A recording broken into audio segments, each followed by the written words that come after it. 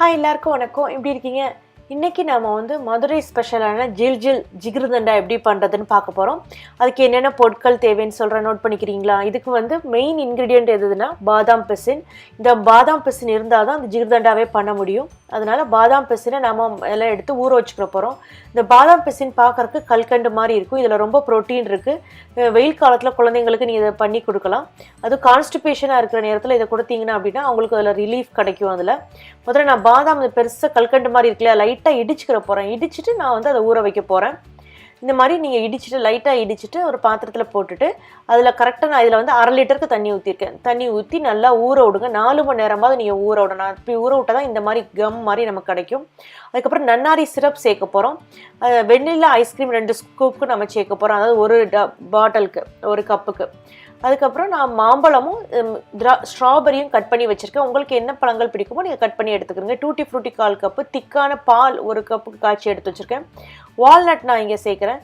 வால்நட்டுக்கு பிறகு நீங்கள் வேறு ஏதாவது நட் உங்கள்கிட்ட இருந்துச்சுன்னா கூட சேர்த்துக்கலாம். கேஷ்யூ நட்ஸோ ஆல்மண்டோ என்ன இருந்தாலும் சேர்த்துக்கலாம். ஆனால் ஜிகிருதண்டாக்கு வந்து பால், பாதாம் பிசின், நன்னாரி சிரப், இது 3 தான் மெயின் இன்க்ரீடியண்ட்டு. இது 3 கட்டாயம் வேணும். இது தவிர மற்ற ஐட்டங்கள் எல்லாத்தையுமே நீங்கள் வந்து கொஞ்சம் கூட்டிக்கலாம், குறைச்சிக்கலாம், இல்லைனா இதை விட்டுற கூட செய்யலாம்.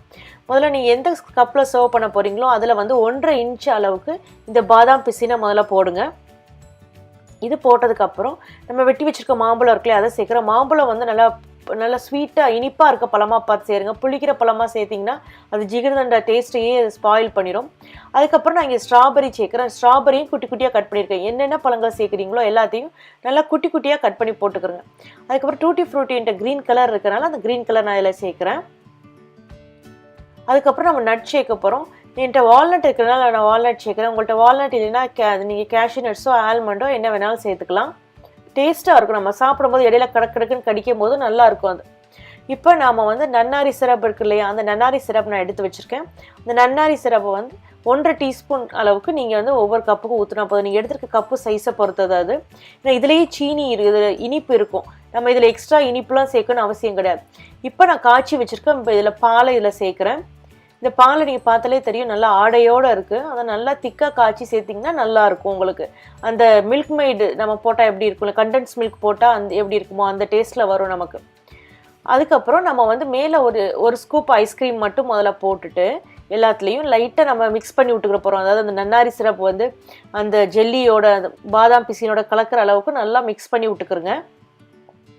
நல்லா மிக்ஸ் பண்ணதுக்கப்புறம் நம்ம சர்வ் பண்ணுற நேரத்தில் இன்னொரு ஸ்கூப் ஐஸ்கிரீம் வச்சுட்டு அந்த ஃப்ரூட்ஸ் அப்புறம் அந்த எல்லாத்தையும் மேலே போட்டு அப்படியே நம்ம கார்னிஷ் பண்ணி நம்ம சர்வ் பண்ண ஆரம்பிச்சிடலாம்.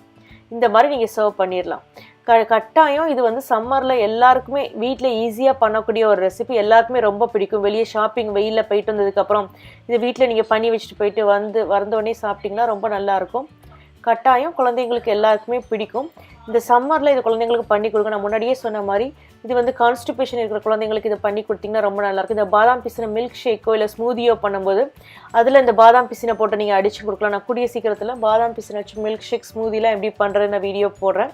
பாதாம் பிசினை வச்சு சாலட் கூட பண்ணலாம். அதையும் நான் கூடிய சீக்கிரத்தில் போடுறேன். இந்த வீடியோவை லைக் பண்ணுங்கள், சேனலை சப்ஸ்கிரைப் பண்ணுங்கள். கூடவே பெல் சிம்பிள் நீங்கள் கிளிக் பண்ணிங்கன்னா அப்டேட் பண்ணுற வீடியோஸை உடனே பார்க்கலாம். நம்ம இன்னொரு வீடியோவில் சந்திக்கலாம். நன்றி, வணக்கம்.